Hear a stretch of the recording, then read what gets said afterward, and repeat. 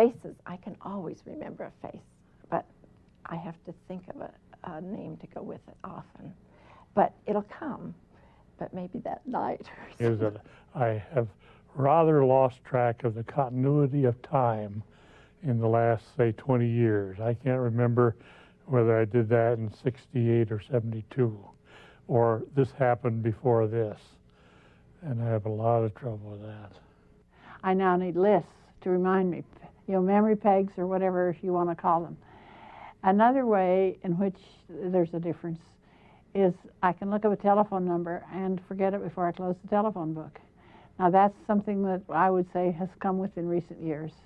I was talking to my wife the other day, and I said, I'm really having a problem misplacing my car keys. And she told me, she said, Yank, we've known each other how many years? Over 40 years. And ever since I've known you, you've misplaced your car keys. So apparently I've forgotten that I've been misplacing them all the years. You'll remember memory is one of those human abilities which seems to change as we get older.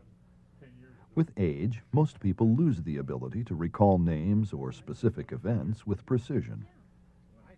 Yet we may have vivid memories of other events. Laboratory study reveals that memory is not a single ability, nor are older adults destined to live in a world with fewer recollections of the past. Dr. Mark McDaniel of the University of New Mexico and Dr. Gil Einstein of Furman University are studying the effects of aging on memory. They're finding some interesting relationships between various kinds of memory and our ability to cope with memory decline. Okay, common assumption, at least in our culture, is that aging has devastating effects on memory, on all kinds of memory tasks. But the situation is actually more complex than that. It turns out that on some memory tasks, you tend to see very large age differences. On others, you tend to see small age differences, and in some cases, no age differences. And the interesting theoretical challenge for memory researchers today is to try to explain why some tasks are so difficult for older people and others are not. We think that one consequence of aging is that as we grow older, we have less ability to retrieve information, that is, get information out of memory. One aspect of this idea is that if we test older adults in situations where there are not many retrieval cues, that is, there is not much environmental support for memory, then older adults will show poor memory performance relative to younger adults. In other words, older adults will have a lot of trouble at recalling information. On the other hand, if we test older adults in situations where there are a lot of retrieval cues, and that would be something like a recognition test, a true-false test, or a multiple-choice test. There are a lot of retrieval cues in this situation, and often older adults will show memory performance that's as good as that shown by younger adults. Unimpaired on where the double simul. Most laboratory studies have been concerned with retrospective memory. This type of memory is concerned with remembering things that occurred in the past, such as the plot of a movie or novel, or perhaps the content of a lecture. McDaniel and Einstein were interested in examining something called prospective memory and determining if age differences in this type of memory could be reduced. Prospective memory is a situation in which a person forms an intention to perform an action at some later time, and then the person has to remember on their own to perform that action. For example, it may be that you need to give a colleague a message later on when you see that colleague, and you've got to remember then to give the message. Now, in some prospective memory situations, it seems as if there are cues inherent that help provide retrieval support. If you have to give a colleague a message, the colleague serves as a cue to give the message. In these situations, we didn't expect that older adults would show memory problems relative to younger adults. In contrast, there are prospective memory situations in which there are few inherent cues. That would be a situation, for example, when I might have to remember to take cookies out of the oven in 10 minutes. In this case, with few cues, we expected older adults to show some memory problems relative to younger adults. While there were existing theories that suggested that prospective memory should be especially difficult for older people, it turned out to be a difficult theory to test because there were no laboratory paradigms or methods for studying prospective memory. The existing methods were naturalistic ones, such as asking participants to telephone the lab 3 days later. And in that kind of task, there's really no control over how busy people are over the remembering period, no control over the kinds of strategies that people use.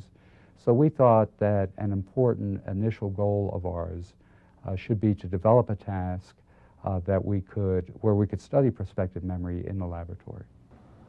In this task, participants sit at a computer. They're asked to press the F12 key on the keyboard every 5 minutes, while they answer a series of questions posed to them. They have no external cues to judge when the 5 minutes have elapsed. Therefore, they can lose track of time as they become engrossed in answering the questions. This is much like real-world situations where, after thinking about an intended action, a person can become distracted by other daily activities. In another version of this test, participants are asked to press the F12 key whenever a question about a president comes up on the screen. The presidential questions function as an external cue. This event-based task reminds them to press the F12 key. In the experiment that we just showed you, we had younger and older participants in that experiment, and half of them were given a time-based task. That is, they were asked to press a key on the keyboard every 5 minutes, and that's a task where there's very little environmental support.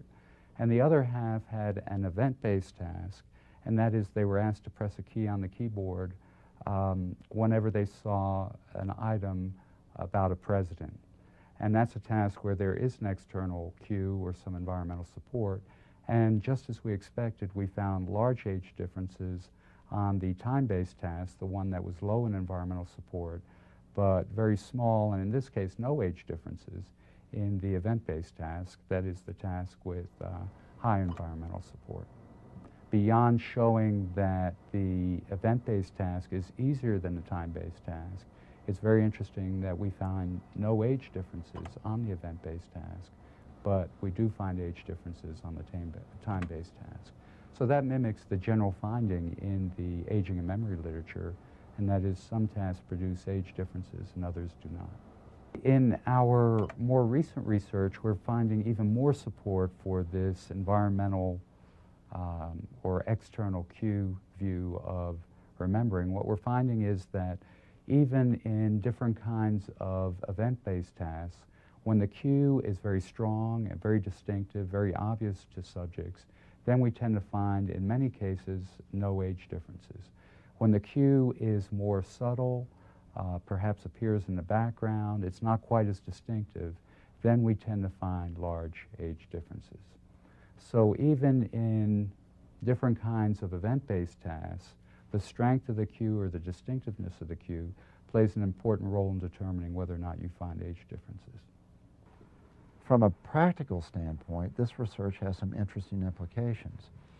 For example, if you need to remember to take your library book back to the library, one thing you might do is prop that library book against the door. So now this becomes a retrieval cue as you leave the house to pick up the book. It may be that you need to remember to take medication. And in this case, you might associate a particular daily event with taking your medication. You might think about taking your medication after you eat breakfast. Another example might be to write things down that you intend to do later and display those notes in a prominent place.